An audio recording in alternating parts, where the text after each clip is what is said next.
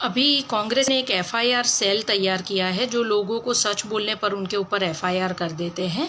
तो मैं कुछ बोलना चाह रही थी कि अगर तुम लोग सच वाले हिंदू हो, वैसे तो तुम हो नहीं, तुम तो घटिया हो, तुम्हारी तो जाति पता नहीं कौन सी है। दादी भी निकम्मी जो अपने पति का सरनेम नहीं लगा पाई, बाप भगौड़ा जो युद्ध के टाइम पे भाग गया था, नाना निकम्मा जो हिंदुस्तान पाकिस्तान करके एक वोट के बेस पर प्रधानमंत्री बन गया। मतलब तुम लोगों को भीख पे जीने की आदत है।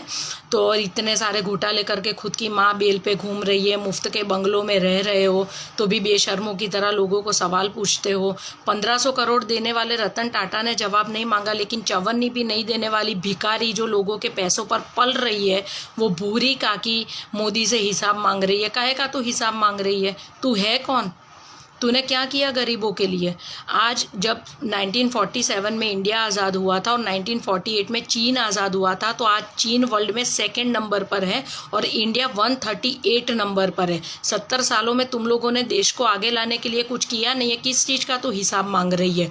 पाकिस्तान बना तुम्हारे राज में, बांग्लादेश बना तुम्हारे राज में, मुस्लिम पर्सनल लॉ आया तुम्हारे राज में, अल्पसंख्यक का मंत्रालय बना तुम्हारे राज में, अल्पसंख्यक के विद्यालय बने तुम्हारे राज में, अल्पसंख्यकों का लॉ बना तुम्हारे राज में। तुमने हिंदुओं के लिए क्या किया? तुमने हिंदुओं को आरक्षण दिया। क्यों? क्योंकि हिंदू अंदर अंदर लड़ता रहे, मरता रहे और तुम लोग अपनी रोटियां सेकते रहो। जिन किसी को भी पता नहीं है, मैं उन लोगों को बता दूं कि Nehru actually Hindu common bill code bill लाना चाहता था, जिसके चलते सरदार वल्लभ भाई पटेल ने उनको बोला था कि अगर तुम ये बिल लाए हिंदुओं के लिए तो मैं कांग्रेस से इस्तीफा दे दूंगा। इसलिए उनके देहांत के बाद इस नेहरू निकम्मे ने हिंदू कोड बिल पास करवाया था और आज जो ये हिंदू भुगत रहा है ना, वो उस निकम्मे की वजह से भुगत रहा है।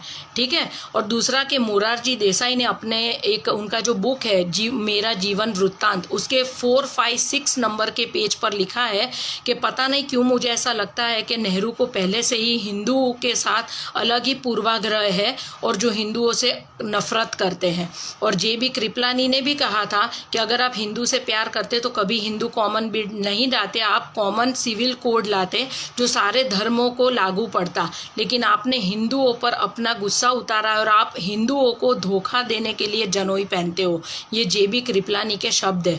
तो मतलब ये परिवार पूरा नीच परिवार है जिन्होंने सिर्फ देश को लूटने का काम किया है और देश की बर्बादी में पूरा योगदान है। अभी भी समझ जाओ, हिंदू एक हो जाओ और इन लोगों की बैंड बजा दो।